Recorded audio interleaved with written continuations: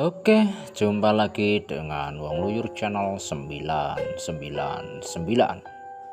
Salam Rahayu, salam sejahtera, salam bahagia, salam kompak selalu buat semua saudara-saudaraku, sahabat YouTube dan sahabat subscriber semuanya. Kali ini akan bercerita tentang sejarah kesaktian yang Maling Aguno atau Joyo Guno di Telatah Blitar. Dan sebelum itu jangan lupa dukung channel kami dengan cara like, comment, subscribe, dan share-nya agar supaya tetap berkembang lebih baik. Oke, kita lanjut dengan cerita kesaktian Maling Aguno. Blitar dengan kesaktian yang dimiliki Maling Aguno menyatroni kediaman orang-orang kaya. Ia bisa menyelinap melalui lubang angin, ventilas atau lubang kunci yang tersorot cahaya, uang, perhiasan, permata, dan semua barang berharga milik orang kaya digasak.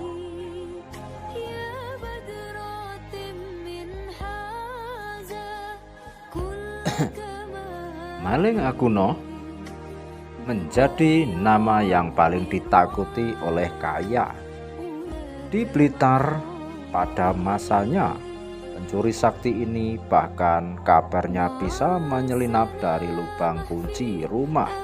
Maling Aguno bukan sembarang pencuri seperti kisah si Pitung. Dia juga dikenal dermawan.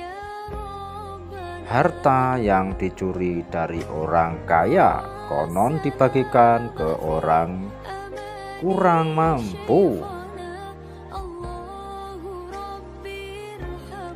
Kisah ini tidak sebatas omong kosong. Kesaktian Aguno didengar Tato, 52 warga desa Kalipucung, Kecamatan Sanan Kulon, Kabupaten Blitar saat masih duduk di bangku Madrasah Ibtidayah. Di dalam rumah yang disatroni, Maling Aguno berprofesi dengan leluasa.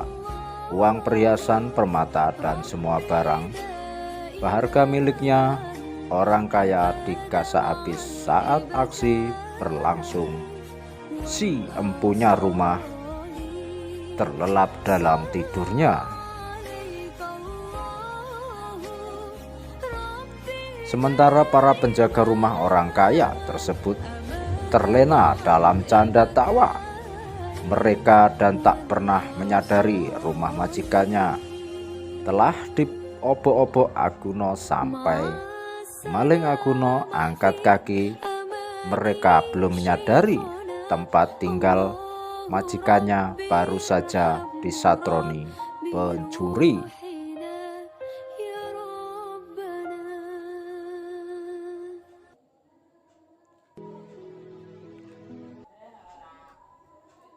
Seorang warga mengaku tak kesima dengan kisah Maling Aguno. Tidak hanya kesaktian bisa masuk lubang, ventilasi yang tersorot cahaya, ilmu sakti, ilmu sekali pukul dan musuh seketika rabah binasa juga menarik niatnya, termasuk kedikdayaan Maling Aguno yang kebal terhadap segala jenis senjata. Warga mengaku diam-diam sempat berusaha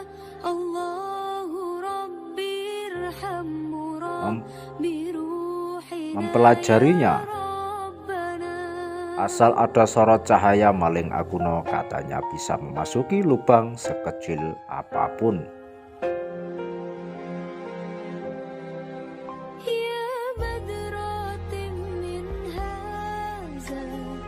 Asal ada sorot cahaya, Maling Aguno katanya bisa memasuki lubang sekecil apapun.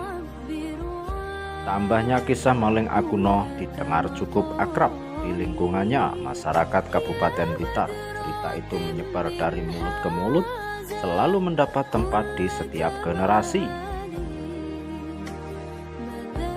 Terutama warga yang bertempat tinggal di wilayah barat yang berbatasan dengan Kabupaten Kediri dan Kabupaten Tulungagung. Menurut warga tidak hanya berkembang melalui cerita tutur, kisah tersebut juga kerap diangkat sebagai lakon kesenian ludruk. Di area 80-an hingga 90-an, kata warga masih banyak ludruk di Blitar yang mementaskan lakon maling Aguno. Selain maling Aguno, juga ada lakon maling celuring dan sogol kenangan warga. Warga tumbuh di lingkungan masyarakat Nahdien. Ia gemar menelisik sejarah lokal pada tahun 1997 jelang informasi,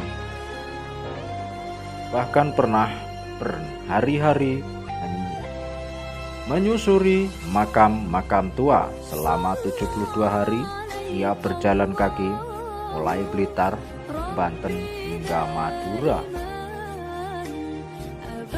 Orang warga bernama Tatok percaya kisah maling Aguno bukan sepenuhnya legenda. Ia meyakini ada sebab keberadaan makam maling Aguno betul-betul ada. Saya kira maling Aguno itu betul-betul ada karena ada makamnya. Orang Tatok menceritakan di mana makam itu berada. Makam itu terletak di kawasan tebing Gunung Pegat, wilayah Kecamatan Srengat, Kabupaten Blitar. Tepatnya desa Pembuatan yang secara administratif masuk wilayah Kecamatan Ponggok. Lokasinya di sawah situs pertapan, yakni puncak Gunung Pegat setinggi 200 mdpl yang konon Dewi Gili Suci Putri Sulung Prabu Airlangga Raja Kahuripan pernah bertapa. Lokasi makam juga tidak terpaut jauh dari situs Candi Mleri di desa Begelen, tempat persemayaman abu jenazah Ranggawuni atau Wisnuwardana Raja Singasari ketiga. Apakah masih ada kaitannya dengan pertapaan Dewi Gili Suci dan Candi Mleri? Sampai hari ini jawabannya masih misteri tempatnya. Oke, itulah secuil kisah cerita kesaktian maling Aguno. Dan terima kasih dari Wong Luyur Channel.